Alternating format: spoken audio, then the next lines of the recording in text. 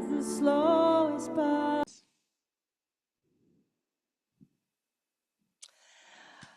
Reverend Karen Linsley is an ordained minister with the Centers for Spiritual Living.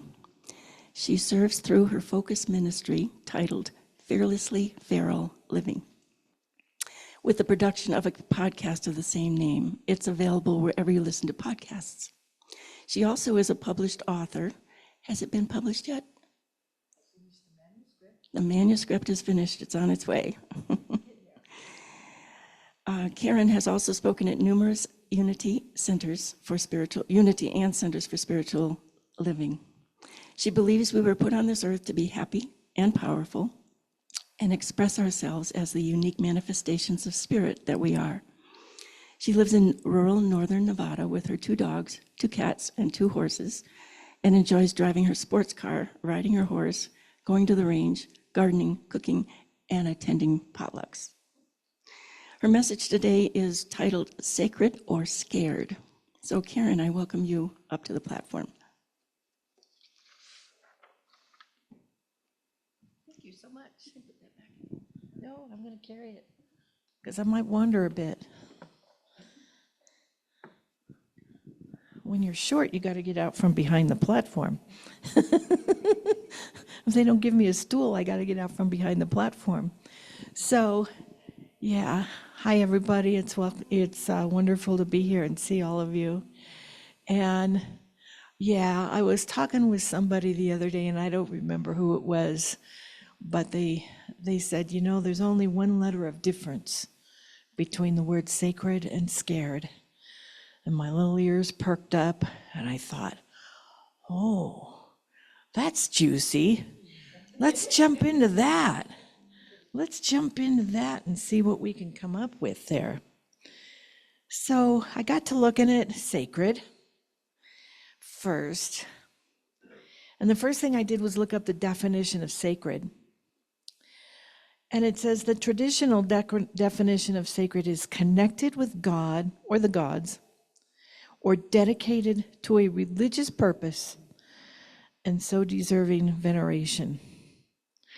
And I got to thinking about that, and I thought, you know, that's not quite getting it for me. The definition just that doesn't do it for me. I remember when I was a little kid, and my mom sent me off to live with this Catholic family for a while. She was having a tough time in life, and so she sent me to live with this Catholic family. Now, we aren't Catholic.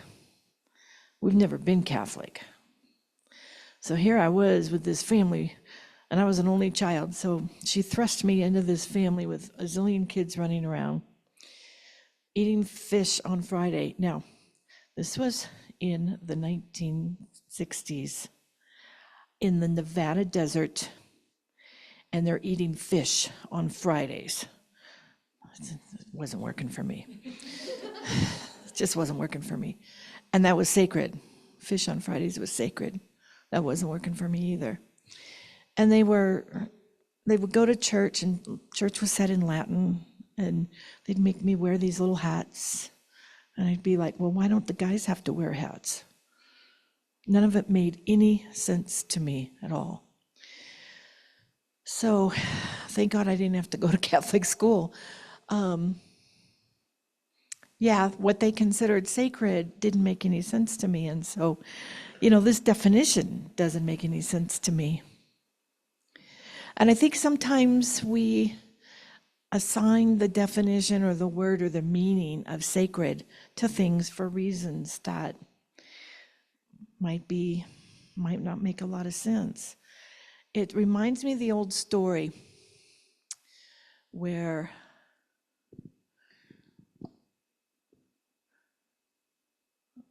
there was a family dinner, and the youngest person in the family, they were cooking a roast, and the young person cut the ends off the roast before she popped it into the oven. And someone else in the family asked, why did you cut the ends off the roast? And she didn't know. So they went to Grandma. They said, why did they cut the ends off the roast? And Grandma said, well, back in the day, the ovens were smaller and the roast wouldn't fit, so we had to cut the ends off. It's kind of like that with sacred, you know. We give meaning to things, we call them sacred when we don't really realize why we're calling them sacred. We don't really understand it. How many times have you assigned sacredness to an object just because it was tradition to do so? But secretly, either you didn't consider it sacred or you didn't understand why it was assigned sacred status. So for your consideration today, I want to offer up a different definition to sacred. I would like to suggest that sacred means that we recognize the divinity in all things. Sacred is divinity. Sacred is divine. Sacred is that part of us that, you know, we said it at the beginning. There's one life. That life is God's life. That life is my life now. You didn't say it exactly like that. You said, I am the expression of God. I think that's what you guys say. It's all the same stuff. That's divinity. That's divinity. We can assign sacred status because of that, for the divinity in us. Because we say God is everywhere present, right? Well, if God is everywhere present, the divine is everywhere present. That means it's in you, and you, and you, and in me. It's in all of us, which makes us all sacred. I like this definition of sacred because this has great ramifications for how I live my life. And if you consider yourself as sacred, if you look at this definition of sacred as the divine, that is a part of you and you are a part of it and there's no separation, there's this oneness. If you look at it this way, then that might change how you live your life.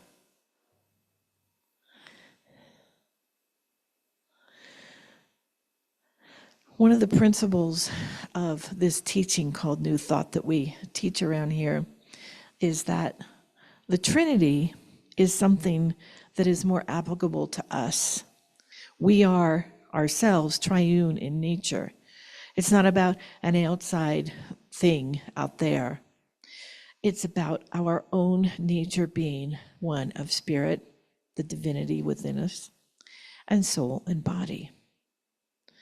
So each of us is part spiritual. Each of us is part psychological.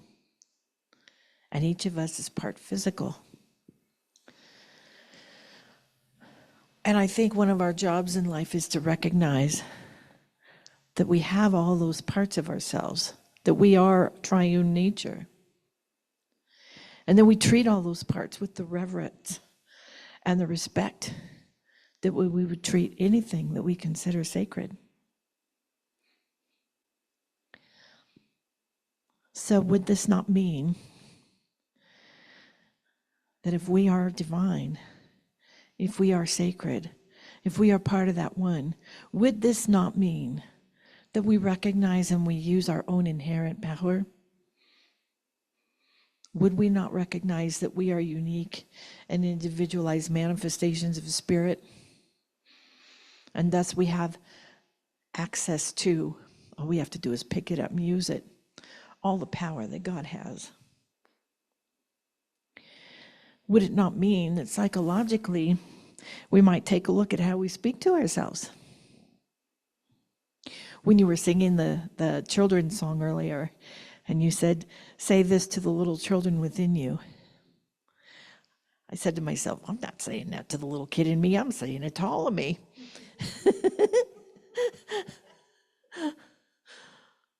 You are the light of God. Yeah, that's sacred. That's sacred right there.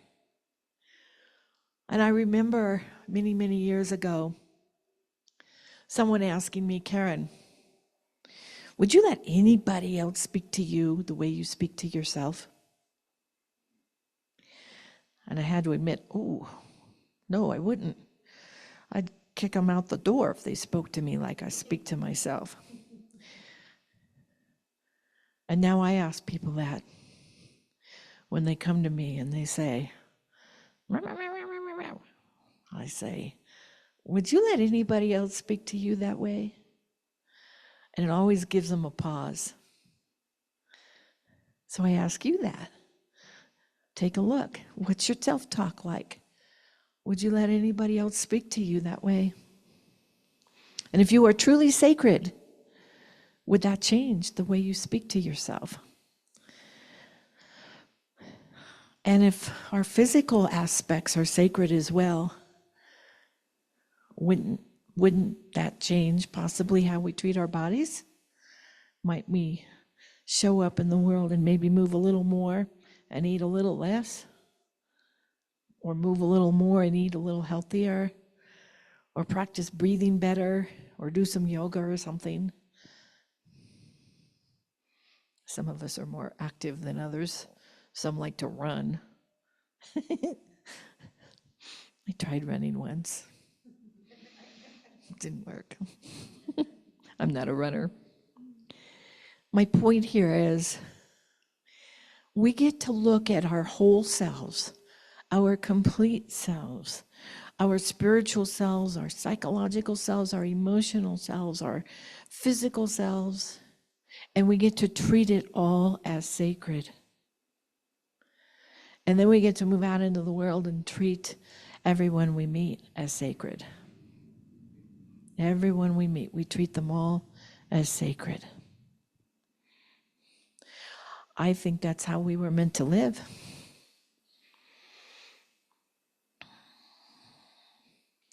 Sacredness is nothing more and nothing less than God showing up in form. Because in my belief system, maybe in yours, maybe not, but I believe each one of us is here so that God can experience the physical. And it experiences it in all the different ways that we each manifest in physical form. And I just think that's something really, really beautiful. And when we can start to see all of life as sacred and live as if it's sacred, I think that affects a shift in our consciousness. And we shift maybe from viewing life as sort of a given thing, something, it's the dash between two dates. It's much bigger than that. We shift to viewing life as profound and beautiful and wonderful. We see ourselves and everything around us and everybody around us as sacred. I don't know about you guys, but that shifts my consciousness.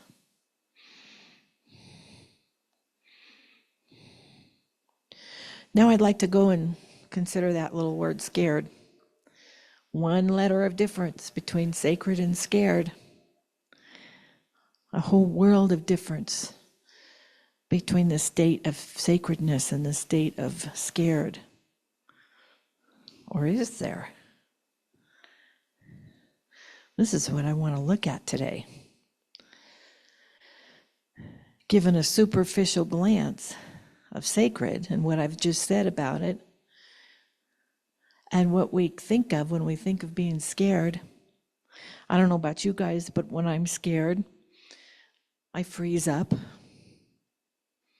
or I fly. I very rarely ever fight, but corner me and I will. I'll fight. But usually my choice is to freeze or fly. That's what we do when we're scared. And we try to not be scared. We go to any lengths to not be scared in life. And we come to church on Sundays. We pray, we meditate. We go to yoga. We light candles. We worship things. We do all kinds of stuff to make the scaredness go away. We fight that scaredness. We resist it. We have a saying in Centers for Spiritual Living, I don't know if you guys do at Unity, but we go around and we say, what you resist persists. What we resist persists. So it's our very resistance of the state of being scared that causes us to be even more scared. So I'm going to propose that we look at scared in a different way. I'm proposing another shift in consciousness. And I smile at this because people don't like to shift their consciousness. Every time I suggest that somebody make a change in their life or shift, somehow they're like, no, I'm not doing that. And I just smile and giggle a little bit. Say a little prayer of affirmation for them.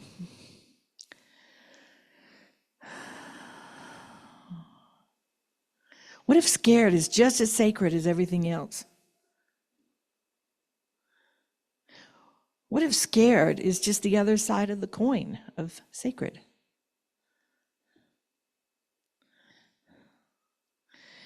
After all, if God is everywhere present, it's everywhere present, right?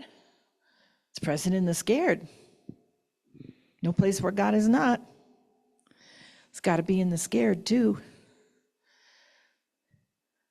I don't know about you guys, but when I look at it that way, I change my perception of being scared.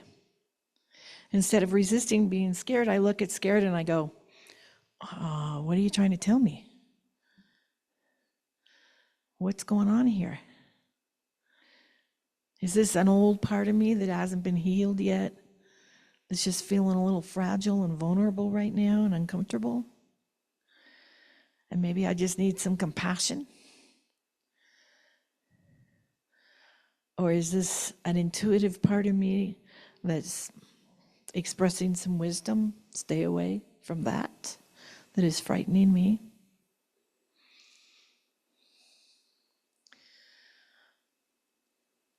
We get to look at the state of being scared, not with resistance, not with irritation and frustration, but with compassion and with love, and with a sense that scared is just every bit as divine as sacred is. When we look at it that way, then we can affect within ourselves another shift in consciousness. And scared all of a sudden becomes something that is there to teach us something very beautiful and wonderful and profound.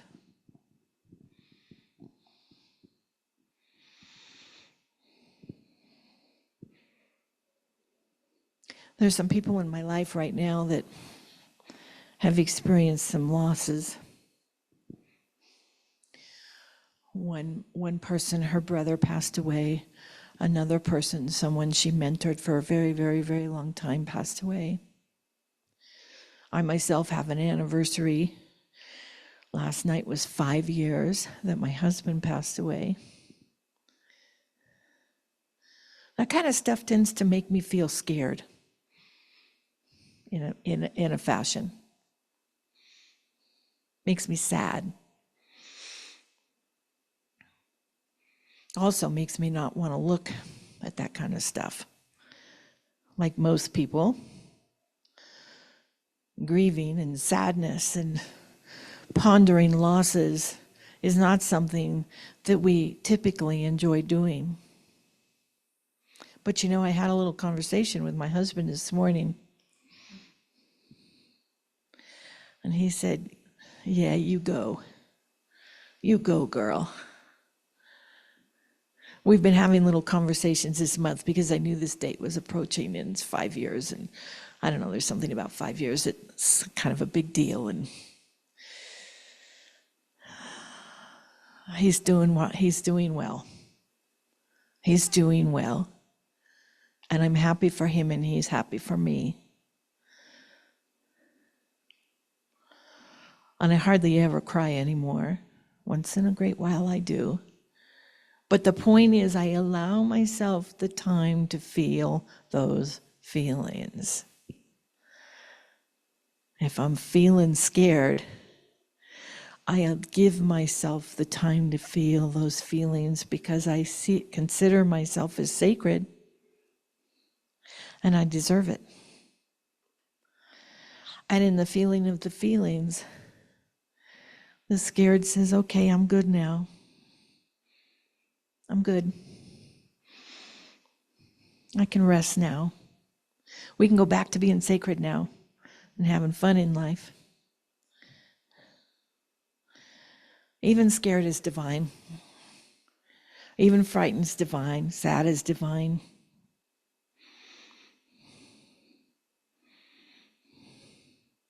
When we treat scared as sacred, it takes all the power away from it.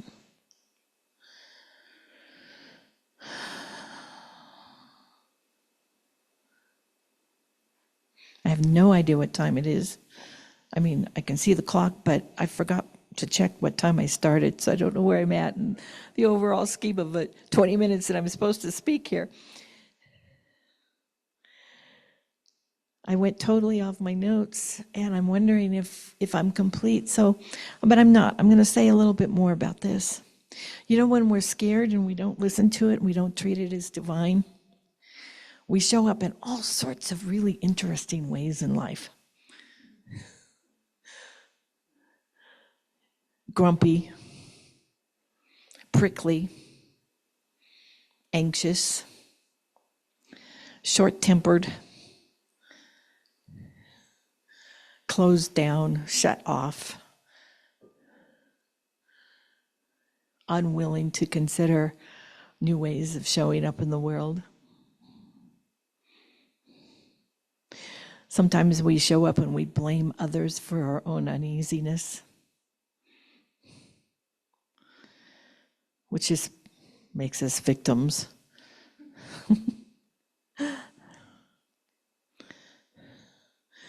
Sometimes we show up and we're only able to be in relationship with people who need rescuing, because then we don't have to look at ourselves, we're just looking at them. Sometimes we show up and we never quite feel a part of the world because we're either better than everybody else or less than everybody else.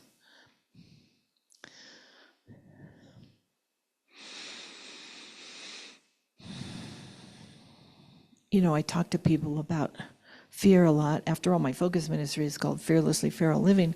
And they say, well, I'm not afraid. And we talk about how they're showing up in life. And I've got news for you. If you're showing up any of those ways in life, you're frightened. There's something in you that wants to be listened to and heard with compassion. And it's okay to sit there and listen to that and hear that. That's the divinity of sacred. When you make the scared sacred, when you recognize that that piece of you is just as divine as everything else, guess what? It takes all the pressure off of things. And all of a sudden, we're not quite so grumpy. All of a sudden, we're not quite so prickly in the world. All of a sudden, we're breathing easier and we're more at peace.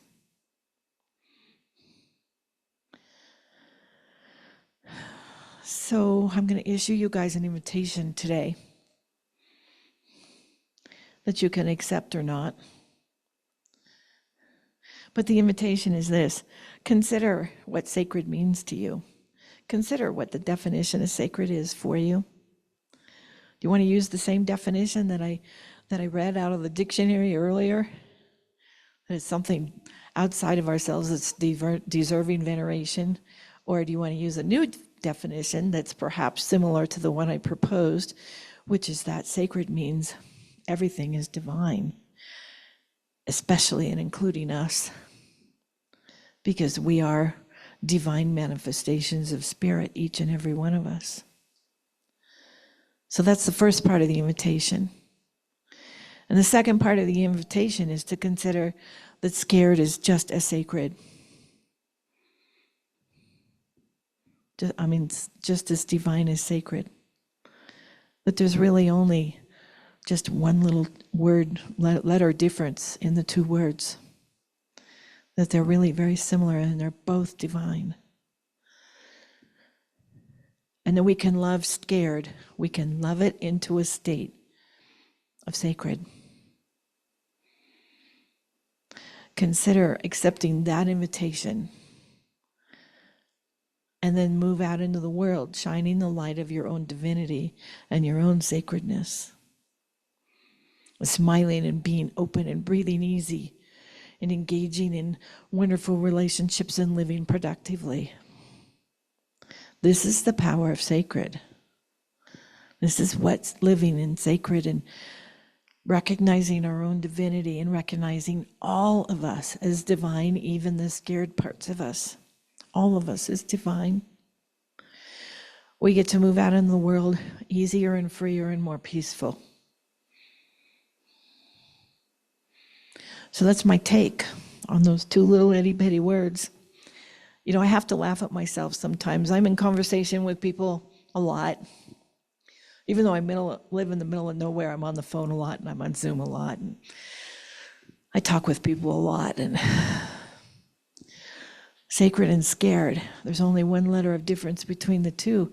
And my little ears perked up, and I can take two little words like that and develop them into a talk. I can develop them into a podcast episode. This is going to be a podcast episode too. Because when I first sat down to write about this, I was like, yeah, well, whatever. And then I thought about it, and I put it in a slow cooker in my mind for a little bit, and I went, there's some sacred stuff going on here. I'm getting a sacred download. So today I recognize and I feel the divine presence in me and in you. Today I recognize and I feel God everywhere present, showing up as sacred in me and in you. And because of that, today I affirm and I know that each and every one of us is now expressing as sacred on our journeys through life. Even the scared parts of us showing up as sacred. And so when we move out on our journeys today, when we wrap this thing up, we are moving out knowing and feeling and honoring our own divinity, our own sacredness. We are sacred because we are. I thank you all very much.